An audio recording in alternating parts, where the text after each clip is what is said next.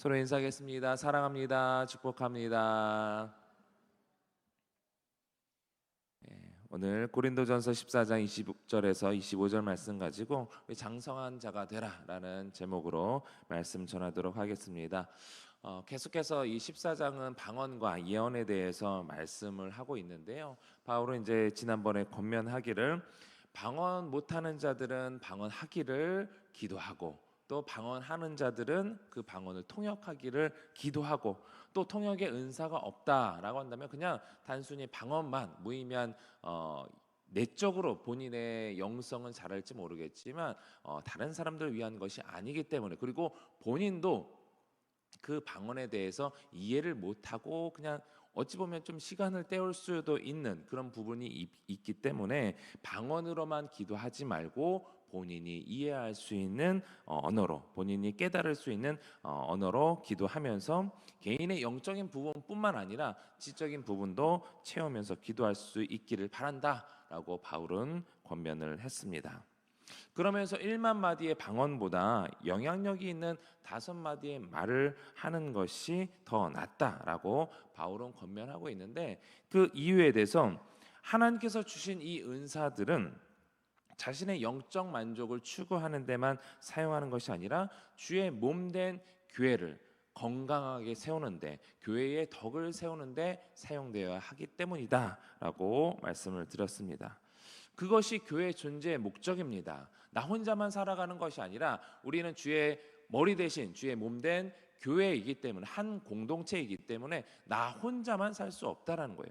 유기적으로 연결되어 있다라는 것입니다. 나 혼자만 산다라는 것은 그것은 교회로서 존재할 수 없고 나 역시 그렇게 존재할 수 없다라는 것입니다. 성도 한 사람 한 사람을 교회의 구성원이 되게 하신 그 목적을 우리는 늘 기억하면서 한 몸 된 성도들을 돌아봐야 한다라는 것을 기억할 수 있는 여러분들이 되시길 바랍니다. 그래서 우리에게 주어진 이 은사의 목적, 그리고 여러분들이 이 교회에서 감당해야 할 일들은 교회를 건강하게 세우는 데 있다라는 사실을 반드시 기억하시기 바랍니다. 교회가 건강하려면 어떻게 해야 되느냐? 내가 하는 말 조심해야 되죠. 내가 하는 말이 남들을 해칠 수도 있고 무너뜨릴 수도 있다, 상처를 줄 수도 있다. 나의 행동을 통해서 그 사람이 누군가가 상처를 받을 수 있다. 오히려 나의 하는 말로 인해서 다른 사람들이 세워지기는커녕 무너질 수도 있다라는 것을 생각한다면 우리가 하는 말, 행동 하나하나를 조심할 필요가 있다라는 것을 우리는 깨닫게 되는 것입니다. 바울은 고린도 교회 성도들이 이렇게 서로를 돌아보며 서로를 사랑하며 성숙하기를 바라고 있습니다. 그래서 20절에 이렇게 권면을 하는 것입니다. 시작. 형제들아, 지혜에는 아이가 되지 말고 악에는 어린아이가 되라. 지혜에는 장성한 사람이 되라. 아멘.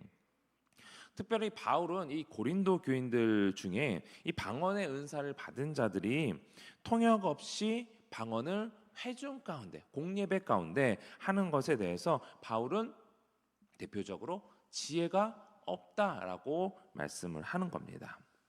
특히 이 고린도 교회 이 성도들이 방언을 했던 이유는 좀 그들의 어떤 불순한 동기들이 있었는데요.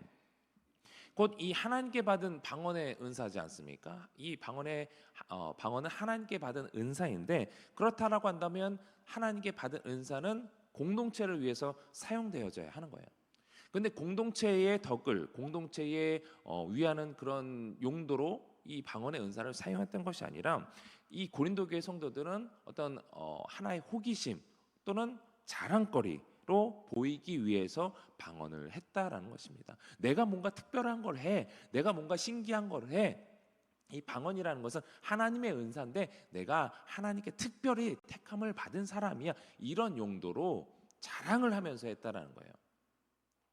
교회의 덕을 쌓기보다는 내가 뭔가 특별한 사람인 것처럼 된 것이냐, 자랑의 용도로, 교회의 유익이 아닌 자신의 유익을 위한 용도로 사용되어 있기 때문에 바울은 계속해서 그것에 대해서 그렇지 말아라, 교회 덕을 위해서 사용해라 라고 권면을 했던 것입니다. 그래서 성경은 이런 악한 일에는 어린아이처럼, 악에는 무지한 자처럼 행동하라 하면서 지혜에 장성한 사람이 되라라고 권면을 하는 것이죠. 이어서 바울은 그렇다면 이 방언의 원래 기능이 있는데 그 원래 기능이 무엇이느냐에 대해서 율법에 대해서 이사의 말씀을 인용하면서 이렇게 말씀하는 겁니다. 본문 21절인데요. 시작. 율법에 기록된 바 주께서 이르시되 내가 다른 방언을 말하는 자와 다른 입술로 이 백성에게 말할지라도 그들이 여전히 듣지 아니하리라 하였으니. 아멘. 이 21절의 말씀은 이사야 선지자가 이 하나님께 불순종해서 포로로 끌려갔던 이 백성들에게 하는 말인데요. 그들의 어떤 심성 그런 것들을 얘기를 하는 것인데, 율법에 기록된 바 이사야 말씀에 의해서 주께서 이르시되 내가 다른 방언을 말하는 자와 다른 입술로 이 백성에게 말할지라도, 이 21절의 핵심은 무엇이냐? 하나님께서 방언을 말하는 자들을 통해서 불신하는 자들에게, 불신하는 백성들에게 전한다. 하나님의 메시지를 전한다. 이것입니다. 방언을 하나님을 믿지 않는 자들에게, 불신하는 자들에게 전한다. 이것이 이 구절에서 바울이 전하고자 하는 핵심인 거예요. 그래서 이에 대한 핵심 해석을 22절 상반절은 이렇게 얘기를 하는데요. 그러므로 방언은 믿는 자들을 위하지 아니하고 믿지 아니하는 자들을 위한 표적이나. 방언은 누구를 위한 표적이라고요? 믿지 않는 자들을 위한 표적. 그러니까 21절에 말했던 것처럼 이 방언을 말하는 자들을 통해서 믿지 않는 자들에게 복음을 전했다. 이것의 핵심을 가져오려고 했던 것이고, 그것에 대한 설명으로서 22절에 이 방언은 믿지 아니하는 자들을 표적이다. 방언의 원래 기능은 이것이다라고 바울은 얘기를 하는 것입니다. 그런데 다시 21절을 보면은 이 방언을 해도 믿지 않는 자들은 여전히 듣지 않았다.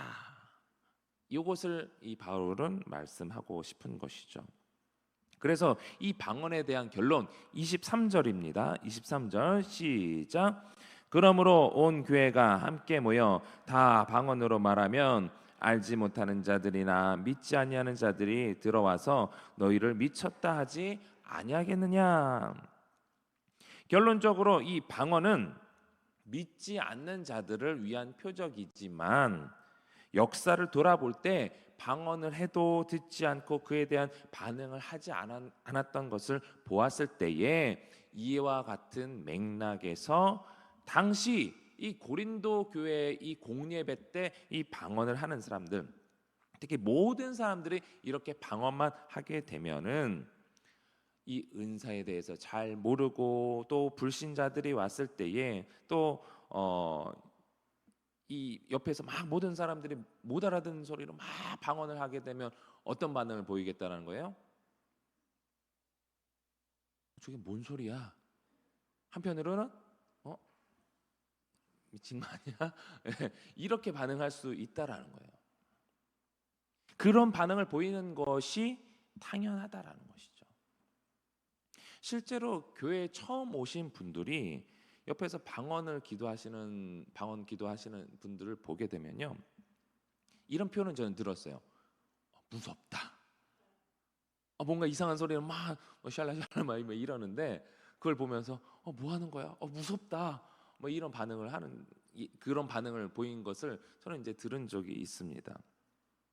그러니까 교회에 대해서 잘 알지 못하고 예수님에 대해서 잘 알지 못하고 성경도 잘 모르는 사람 입장에서 교회에 왔는데 옆에서 이상한 말로 막 주문 외우는 듯하는 사람을 보면은 충분히 그럴 수 있죠. 남녀호랑교 혹시 아시나요? 저는 이제 직접 본 적이 없는데 그 사람들은 이제 남녀호랑교 뭐 이렇게 주문을 외운다 그러잖아요. 근데 그걸 보면 저도 옆에서 본다고 하면은 무서울 것 같아요. 근데 믿지 않는 사람 입장에서 우리가 방언하는 것이 그렇게 보일 수 있다라는 것이죠. 근데 그렇게 교회에 대한 부정적인 부정적인 느낌을 받게 되면요, 그 사람이 누군가 계속해서 그래도 와야 돼 이렇게 끌어주지 않으면요, 그 부정적인 느낌을 받은 사람이 다시 교회에 오기란 쉽지 않아요. 정말 쉽지 않습니다.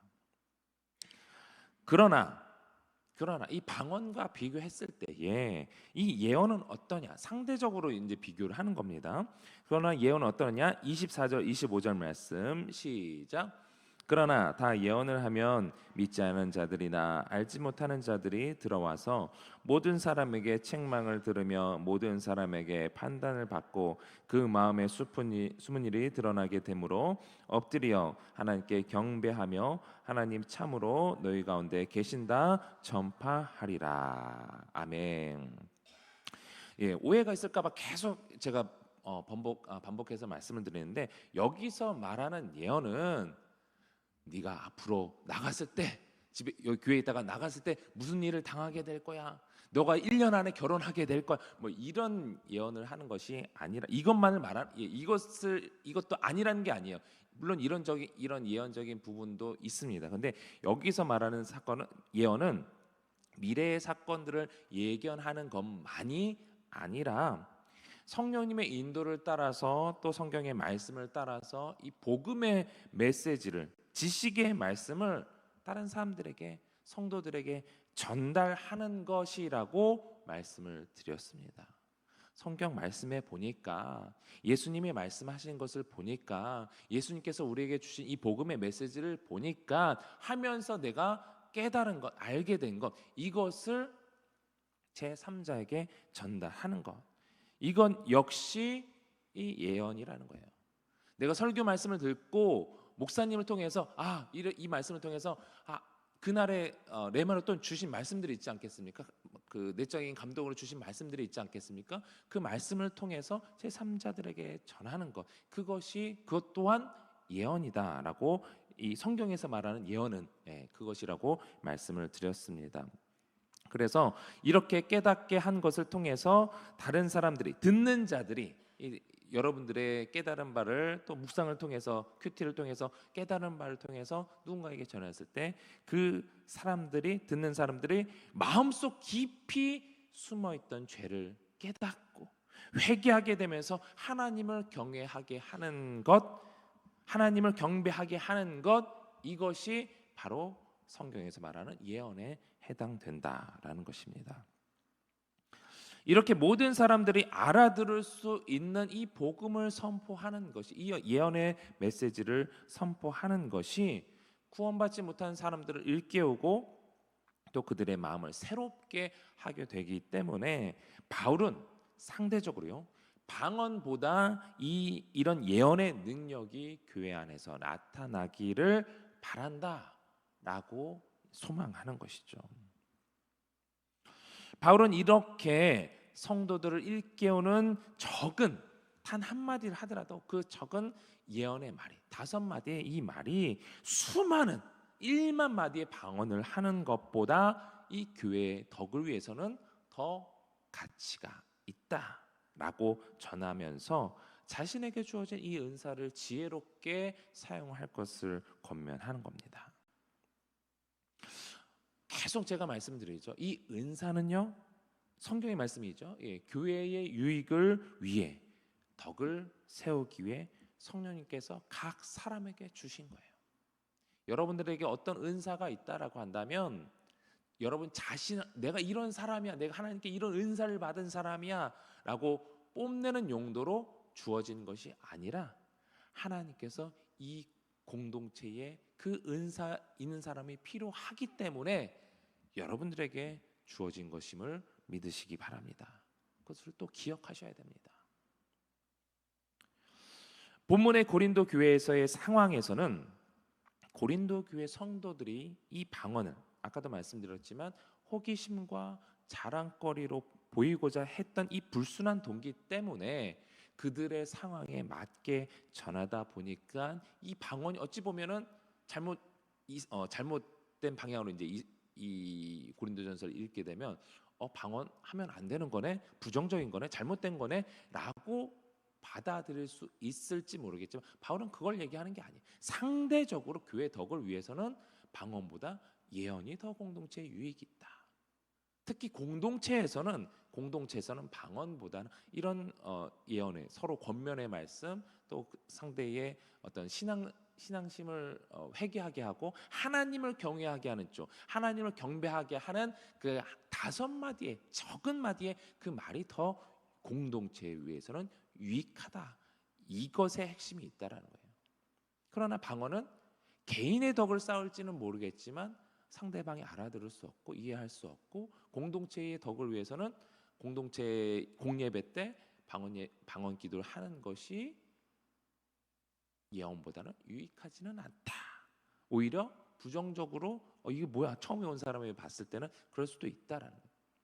그러니까 우리가 이제 서울제일교회에서는 새벽 예배 때나 수요 또 금요 때는 우리가 통성 기도를 하지 않습니까? 이렇게 우리는 그렇게 하기로 했습니다라고 정해진 시간에는 방언 기도하는 것 충분히 괜찮습니다. 충분히 할 수 있고요. 그러나 때로는 이 예배 시작 전에 우리가 이제 묵상 기도로 하지 않습니까? 일반적으로 그렇게 정해져 있는데 그 상황에서 누군가 물론 이제 뭐 어떤 성령의 감동에 따라서 때로는 본인의 어떤 영적 갈급함의 필요에 따라서 할 수도 있겠지만 우리는 그 부분을 좀 자제는 할 필요 있다. 공동체적인 약속이기 때문에 그렇습니다. 어떤 교회는요 예배 전에도 다 뜨겁게 이제 통성 기도하는 데도 있어요. 그런 때서는 하셔도 상관이 없지만 우리의 교회에서는 또 이런 질서가 있다는 것을 기억할 때에 우리는 그 부분을 같이 존중해주고 지켜줘야 할 필요가 있는 것입니다. 바울도 분명히 얘기를 하고 있습니다. 자신이 내가 다른 사람보다 더 많은 방언을 하고 있다. 그것을 나는 자랑하고 있다. 방언이 잘못된 것이 아니다라는 것을 바울도 분명하게 본인의 예를 들어서 말씀을 하고 있습니다. 그렇기 때문에 방언 역시 우리가 교회의 덕을 위해서 지혜롭게 사용해서 이 방언 기도를 할 수 있다. 이것을 기억하시면서 방언 기도 하시는 분들은 방언 기도를 하시고 또 방언 기도를 하는 것에서 그치는 것이 아니라 계속해서 간구하기를 통역할 수 있기를 바울의 권면처럼 내가 방언을 기도하는데 하나님이 방언 통역할 수 있는 은사를 주시옵소서 계속해서 그것을 기도하시고 또 방언 통역을 기도했는데도 안 주신다라고 한다면 방언 기도도 하면서 동시에 내 영적으로 내 지적으로 이성으로도 깨달을 수 있는 기도도 동시에 하셔서 내 내적인 영적인 부분을 채우는 동시에 또 내 지적인 부분도 같이 채워가라. 이런 부분에서 바울은 이렇게 다 양측인 측면을 고려하면서 이 권면하는 것입니다. 그래서 이런 부분을 다 생각하는 거예요. 그냥 내가 방언 은사 받았다고 해서 기도하고 내가 기도하면 되지 않냐 이것이 아니라 지혜롭게 장성한 자가 지혜에 있어서는 장성한 자가 되라라고 얘기를 하는 겁니다. 여러분들의 삶에 있어서 여러분들이 받은 은사가 무엇인지는 여러분들 자신이 알죠. 그랬을 때에 하나님 내가 받은 은사 이것을 어떻게 공동체의 덕을 위해서 사용해야 되겠습니까? 늘 기도하면서 그것을 하나님께서 기뻐하시는 은사로서 또 여러분들의 지혜로운 장성한 자로서 세워져서 하나님께서 기뻐하시는 우리 서울제일교회 공동체 예수님의 거룩한 몸이 될 수 있기를 주님의 이름으로 축원합니다. 우리 주신 말씀 기억하면서 기도하실 때에 하나님 우리가 받은 은사가 무엇이 있습니까? 그리고 내가 받은 이 은사를 내가 어떻게 활용하고 있습니까? 하나님께서 주신 지혜로 또 지혜로운 지혜에 있어서 장성한 자가 되어서 하나님께서 기뻐하시는 공동체를 세워가는 우리 모두가 되게 해달라고 기도하시고 또 계속해서 우리 창립 48주년을 앞두고 있습니다. 그 준비된 행사를 위해서 기도해 주시고 또 무엇보다도 오랫동안 이 교회를 떠났던 자들이 이 행사를 통해서 또 우리가 함께 권면함으로 인해서 그들이 속히 돌아와서 함께 그 기쁨을 나눌 수 있게 해달라고 기도하시고 우리 다음 세대를 위해서 기도해 주시고 또 교회의 부흥을 위해서 또 둔춘동 시대가 활짝 열리게 해달라고 또 각자의 기도 제목을 놓고 우리 주님 3번 간절히 부르고 동성으로 기도하겠습니다. 주여 주여